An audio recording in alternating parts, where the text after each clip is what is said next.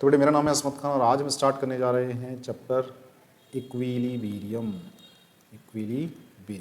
अब ये chapter start करने का हमारा रीज़न क्या है, क्योंकि उसके ऊपर 3 क्वेश्चन पूछता है ना, जो कि बहुत इंपॉर्टेंट है और आपको आने चाहिए। ठीक है, तो आज हम स्टार्ट करेंगे इक्विलिब्रियम। अगर आपको इक्विलिब्रियम समझना है तो बेटे आपको समझना पड़ेगा पहले कि इरिवर्सिबल रिएक्शन क्या होती है। इरिवर्सिबल रिएक्शन क्या होती है?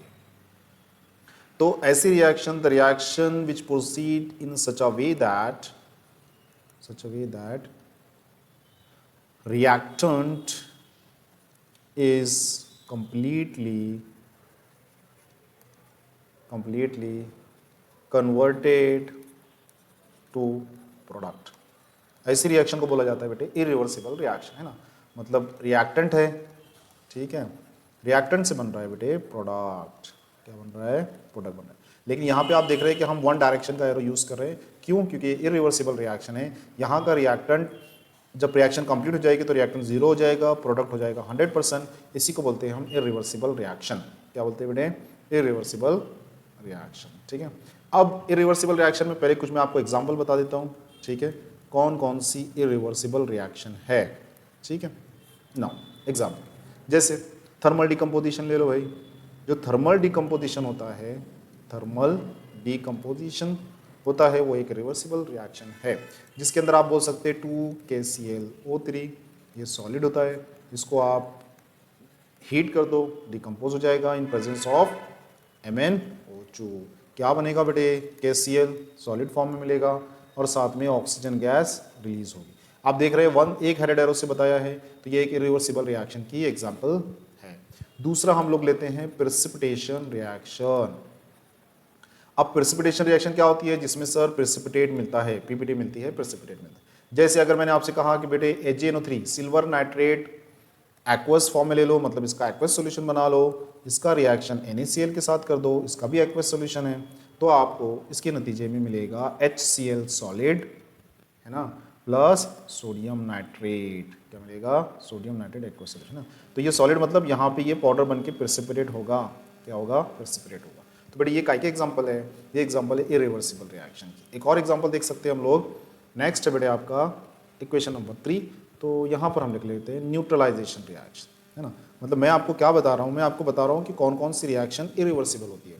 तो neutralisation reaction it is also one type of irreversible reaction. ठीक है, क्या होता है इसके अंदर? न्यूट्रलाइजेशन रिएक्शन है तो मतलब एसिड ले लो भाई, एसिड ले लिया है, उसको बेस के साथ रिएक्शन करवा दो। एसिड बेस रिएक्शन करवाता है, सबको पता है क्या मिलता है बेटे? तो आप बोलोगे सर एक सॉल्ट मिलने वाला है, दैट इज Na2SO4 प्लस साथ में वाटर मिलेगा। तो ये हो गया वाटर, ये हो गया आपका सॉल्ट। आपने लिया था एसिड जिसका रिएक्शन करवाया था बेस के साथ। बात क्या समझ में आई कि एसिड बेस का रिएक्शन करके आपको सॉल्ट मिलने वाला है। सर क्या मिलने वाला है? सॉल्ट मिलने वाला है। ठीक है, एक और एग्जांपल ले लो, रिडॉक्स रिएक्शन ले लेते हैं। कोई एक रिडॉक्स रिएक्शन पढ़ा होगा आप लोगों ने, रिडॉक्स, है ना। कोई एक रिडॉक्स रिएक्शन, जैसे मैं बोल रहा हूँ कि SnCl2 है ना, तो इसका रिएक्शन करवा दो FeCl3 के साथ। ठीक है, क्या मिलेगा? SnCl4 मिलेगा प्लस FeCl2 मिलेगा। ठीक है, रिएक्शन बैलेंस करनी है तो क्या करना पड़ेगा? यहाँ पे 2 लगा दो, यहाँ पे 2 लगा दो, यहाँ पे भी 2 लगाना पड़ेगा। ठीक है, उससे हमारा ये नहीं है, ये बैलेंस रिएक्शन मैंने आपको लिख दिया। आपको क्या बोलना है? आपको याद रखना है कि यहाँ पर कौन सी रिएक्शन है, इरिवर्सिबल है कि रिवर्सिबल है। तो बेटे ये जितनी एग्जांपल्स मैंने आपको दिया 1 2 3 4, they all are the example of irreversible reaction. ये सारी एग्जांपल है इरिवर्सिबल रिएक्शन की, जिसमें रिएक्टेंट 100% कन्वर्ट हो जाता है प्रोडक्ट के अंदर। ठीक है, अब मुझे आपको इक्विलिब्रियम समझाना है तो मुझे आपको बताना पड़ेगा कि रिवर्सिबल रिएक्शन क्या होती है। तो बेटे देखते हैं रिवर्सिबल रिएक्शन मैंने लिख दिया यहाँ पे सल्फर डाइऑक्साइड, जो कि एक गैस है, प्लस मैंने कर दिया उसका रिएक्शन ऑक्सीजन के साथ, जिसके नतीजे में बेटे आपको मिलने वाला है 2 times sulphur dioxide gaseous form. अब देख रहे हैं आप बेटे, यहाँ से मैं कलर से आपको बता देता हूँ कि यहाँ पर ना बेटे सिंबल चेंज हो चुका है। यहाँ पे हम क्या बता रहे हैं? 2 हेडेड एरो से बता रहे हैं। और जहाँ भी ऐसा आपको मार्क दिखेगा तो आपने बोलना है ये रिएक्शन एक रिवर्सिबल रिएक्शन है। कौन सी रिएक्शन है? रिवर्सिबल रिएक्शन है। ठीक है, ओके। अब एक और एग्जांपल ले लेते हैं। ठीक है, कोई बात नहीं, एक और एग्जांपल ले लेते हैं। जैसे हम लोग बोल रहे हैं कि PCl5 क्या हो रहा है, इसका डिकम्पोजिशन हो रहा है, क्या मिल रहा है बेटे, PCl3 plus Cl2। It is one of the type of reversible reaction. देखो यहाँ पे भी रिवर्सिबल रिएक्शन हो रहा है, मतलब इसका मतलब क्या हुआ कि reactant get converted into product, और प्रोडक्ट जो है वो वापस से रिएक्टेंट में कन्वर्ट हो रहा है ना। अब हो रहा है तो फिर आपका क्वेश्चन क्या आएगा कि सर फिर प्रोडक्ट अगर हमको बनाना है तो क्या करना पड़ेगा, है ना। तो बेटे इसका इक्विलिब्रियम, जैसे ही आप प्रोडक्ट फॉर्मेशन होगा, प्रोडक्ट फॉर्मेशन होने के बाद आपको प्रोडक्ट वहाँ से निकालना पड़ेगा, जिससे इक्विलिब्रियम डिस्टर्ब होगा और रिएक्शन फॉरवर्ड में जाने लगेगी, है ना। तो ये पॉइंट अभी आपको समझेगा नहीं, ये पॉइंट बाउंस जा रहा है ना। ये पॉइंट जब हम चैप्टर स्टार्ट करेंगे तो आपको समझ जाएगा कि सर ने क्या बोला है यहाँ पर, ठीक है। तो बेटे जो रिवर्सिबल रिएक्शन होती है ना, तो उसको एक्सप्लेन कर लेते हैं वन बाय वन। तो बेटे जो आपकी रिवर्सिबल रिएक्शन होती है, that reversible reaction are of two types, दो टाइप्स की होती है। विच आर दोस, तो आप बोलोगे सर एक होती है होमोजीनस और एक होती है हेटेरोजीनस। वर्ड आपने बहुत बार सुना होगा, होमो जिसका मतलब होता है सेम, हेटेरो जिसका मतलब होता है डिफरेंट, है ना। तो पहले हम देखेंगे होमोजीनस क्या होती है ना। तो होमोजेनस एग्जांपल आप क्या बोलोगे, मैं इसके नीचे एग्जांपल लिखता हूँ H2 प्लस I2, यहाँ पे मिल रहा है सर हमको 2HI। H2 गैस है ना, कलर चेंज करके बता देता हूँ आप लोगों को। H2 गैस है, I2 गैस है, ठीक है। जो HI बना वो भी गैस है। इसका मतलब क्या हुआ कि all the reactant and product, जो रिएक्टेंट है और प्रोडक्ट है वो सेम फेज में है, मतलब सारे के सारे गैस है ना। यहाँ पे क्या होगा, तो आप बोलोगे सर रिएक्टेंट एंड प्रोडक्ट, कभी लिखता हूँ reactant product are in different phase, वो अलग अलग फेज में होंगे, वो कहलाएगी आपकी, आप उसको बोलोगे हेटेरोजेनस रिएक्शन। आप बोलोगे एग्जाम्पल क्या है, तो एग्जाम्पल भी हम लिख सकते हैं, for example MgCO3 magnesium carbonate, जो कि एक सॉलिड होता है, आप उससे बनाओगे MgO plus CO2, MgO plus CO2। CO2 gas है और जो आपको MgO मिला बेटे ये सॉलिड है। तो जैसे कि आप देख रहे हैं स्क्रीन के ऊपर, सबको स्क्रीन के ऊपर देखना है, जैसे आप देख रहे हैं कि ये सॉलिड है लेकिन ये गैस है, तो यहाँ पे फेस चेंज हो गया, है ना। तो इस तरह बेटे इसकी दो टाइप है। कौन सी दो टाइप है, which are those, homogeneous and heterogeneous, all the reactant and product are in the, ठीक है। अब हम मेन प्लस टी, मतलब यहाँ पर क्या हो रहा है, ये एक रिएक्शन है जिसमें एक ये जो है इसका फॉरवर्ड डायरेक्शन है, ये जो है इसका रिवर्स या फिर बैकवर्ड डायरेक्शन है, ठीक है। अब हो क्या रहा है, आपको इक्विलिब्रियम समझना है, ओके। तो इक्विलिब्रियम क्या होता है, तो आप बोलोगे सर ये एक ऐसी स्टेट है, the state eight which the concentration of reactant and product do not change. The concentration of product and reactant do not change. Sir ये एक ऐसा स्टेज है जहाँ पर concentration of product और concentration of reactant with respect to time, time के साथ change नहीं होता, with time, ओके। इसको हम बोलते हैं इक्विलिब्रियम, है ना। अब होता क्या है, क्यों नहीं चेंज होता, तो बेटा इसके अंदर एक बात आपको समझनी है कि जैसे हम लोग बोल रहे हैं कि A प्लस B, देखो अब ये रिएक्शन कहाँ जा रही है, ये जा रही है फॉरवर्ड डायरेक्शन, ठीक है। हम इसको कलर से बता देते हैं।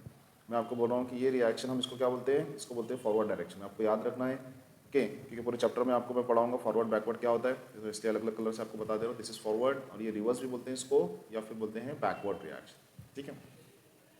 अब बच्चे लोग इसमें हो क्या रहा है देखिए, तो आप बोल रहे हैं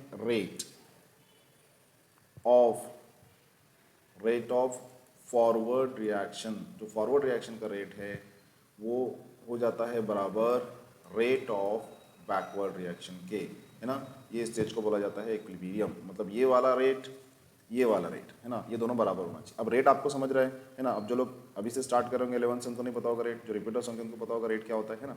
तो बेटे रेट क्या होता है, जैसे हम लोग निकालते हैं ना, कोई ऑब्जेक्ट है, कोई बाइक है, या हम चल रहे हैं कि भाई हम ये पॉइंट से ये पॉइंट तक आए, ठीक है। कितने टाइम में आए, कितने टाइम में, सपोज हमको 10 मिनट लगा, है ना, तो 10 मिनट लगा, या फिर दूसरा बंदा है उसको 5 मिनट लगा, है ना। तो इसकी स्पीड स्लो थी, इसकी स्पीड स्लो थी, इसकी स्पीड फास्ट है, ठीक है। तो वैसे ही रिएक्शन के अंदर देखा जाता है बेटे कि रिएक्शन के अंदर रिएक्टेंट का रेट क्या है, मतलब इसका कॉन्सेंट्रेशन, जो रिएक्टेंट का कॉन्सेंट्रेशन है वो टाइम के साथ कितना चेंज हो रहा है with respect to time, change in concentration with respect to time, time के साथ कॉन्सेंट्रेशन कितना चेंज हो रहा है, दैट इज रेट, है ना। तो बेटे यहाँ पे क्या होता है, rate of forward reaction, rate of backward reaction, ये दोनों बराबर हो जाता है, तो आप उसको बोलोगे कि सर यहाँ पर इक्विलिब्रियम हो रहा है, ठीक है। और आइडियाज क्लियर करते हैं। इक्विलिब्रियम के बारे में आपको बताता हूँ और कैसे समझेंगे। तो सबसे पहले इसमें इंपॉर्टेंट चीज़ जो आपकी बुक में दिया एनसीईआरटी में वो है ग्राफ। तो आपको क्या करना है बेटे, ग्राफ प्लॉट करना है।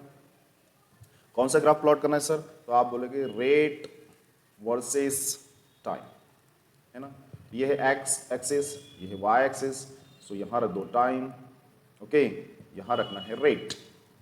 अब क्या हो रहा है, हम क्या बोल रहे हैं, जैसे मैंने आपको बोला कि रेट ऑफ फॉरवर्ड रिएक्शन, जो फॉरवर्ड रिएक्शन का रेट है बेटे वो क्या होगा, धीरे धीरे, पहले तो मतलब ज़्यादा रहेगा, पहले फास्ट रहेगा और धीरे धीरे क्या होगा, डिक्रीज होगा, ओके। और जो रेट ऑफ बैकवर्ड रिएक्शन है या रिवर्स रिएक्शन है, रिवर्स भी बोलते हैं आप उसको, है ना, उसका रेट धीरे धीरे इंक्रीज होगा, है ना। यही चीज़ को आपको बेटे ग्राफ में प्लॉट करना है। होगा क्या, थोड़ा सा कलर चेंज करते हैं, ओके बेटे, ध्यान से आपको स्क्रीन के ऊपर देखना है। और इक्विलिब्रियम अगर आपको समझना है तो आपको पेन और बुक उठा के पॉइंट्स नोट डाउन करना है, ठीक है। ऐसा नहीं बस वीडियो देख लिया हो गया, इससे आप क्वेश्चन ही निकाल पाओगे। बहुत अंडरस्टैंडिंग वाला चैप्टर है। तो बेटे हो क्या रहा है, rate of forward reaction decreases. तो suppose rate of forward reaction पहले बहुत ज़्यादा था, अब क्या हो रहा है, जैसे जैसे टाइम आगे बढ़ रहा है, जैसे जैसे टाइम बढ़ रहा है वैसे वैसे रेट ऑफ फॉरवर्ड रिएक्शन कम होता जा रहा है और टाइम ऐसा आएगा कि वो कांस्टेंट हो जाएगा, ठीक है। और वही पॉइंट हमारा इक्विलिब्रियम कहलाएगा, राइट। अब देखो बेटे दूसरा क्या हो रहा है, अब आप अगर दूसरा देखेंगे तो rate of backward reaction, rate of backward reaction पहले जीरो था, फिर धीरे धीरे धीरे धीरे धीरे धीरे बढ़ रहा है ना। और एक टाइम ऐसा आएगा, देखो दोनों चीज़ें कांस्टेंट हो जा रही है और इसी को आप बोलोगे सर ये एक इक्विलिब्रियम स्टेट है। कौन सी स्टेट है बेटे, इक्विलिब्रियम स्टेट है, ठीक है। मतलब ये टाइम पर अगर आप ऐसे पॉइंट ड्रॉ करेंगे तो आपको समझ में आएगा कि सर ये वाले पॉइंट पर इक्विलिब्रियम स्टेट आ रहा है ना। इसलिए तो आपको बोला ना मैंने कि rate of forward reaction rate of reverse reaction के बराबर हो जाए तो वो कहलाएगा इक्विलिब्रियम। क्या कहलाएगा, इक्विलिब्रियम कहलाएगा बेटे, ठीक है। अब मैं आपको बोल रहा हूँ, चलो ठीक है, मैं आपको बोल रहा हूँ कि एक ग्राफ आपको और प्लॉट करना है, कौन सा, कॉन्सेंट्रेशन वर्सेस टाइम, है ना। दूसरा ग्राफ है कॉन्सेंट्रेशन वर्सेस टाइम, है ना। तो बेटे आप वीडियो पॉज करके ट्राई भी कर सकते हैं। चलो बनाते हैं ग्राफ। ये एक एक्सिस है, ये दूसरा एक्सिस है, ठीक है। क्या हो रहा है, तो आप बोलोगे सर जैसे अगर आप रिएक्शन लिख रहे हो, यहाँ पे रिएक्शन आपको याद दिलाता हूँ कि ए और बी से मिल रहा है सी प्लस डी, ठीक है। ये आपके रिएक्टेंट है लेफ्ट हैंड साइड पे, राइट। ये आपके प्रोडक्ट, ये तो सबको पता है, बचपन से पता है सबको, ये रिएक्टेंट है, ये प्रोडक्ट, ठीक है। अब बेटे क्या हो रहा है, धीरे धीरे पहले तो क्या होता है स्टार्टिंग में, तो आप बोलोगे रिएक्टेंट का कॉन्सेंट्रेशन हाई होता है सर, ठीक है। और फिर जैसे जैसे फॉरवर्ड रिएक्शन बढ़ती है प्रोडक्ट फॉर्मेशन होता जाता है और प्रोडक्ट का कॉन्सेंट्रेशन बढ़ता जाता है। इसी चीज़ को आपको बेटे ग्राफ के अंदर प्लॉट करना है और बताना है कि क्या हो रहा है। तो आप बोलोगे सर ये तो बहुत सिंपल है, ये तो बच्चों वाली बातें हो जा रही है ना। तो यहाँ पर आप ले लो कॉन्सेंट्रेशन, यहाँ पर आप ले लो टाइम, है ना। और आई होप कि आपने ग्राफ पहले मेरे से पहले प्लॉट कर लिया होगा। देखो बेटे क्या हो रहा है, कॉन्सेंट्रेशन ऑफ रिएक्टेंट धीरे धीरे धीरे धीरे कम हो रहा है क्योंकि प्रोडक्ट में कन्वर्ट हो रहा है, कन्वर्ट हो रहा है, कन्वर्ट हो रहा है और एक टाइम ऐसा आएगा कि वो कांस्टेंट हो जाएगा, ठीक है।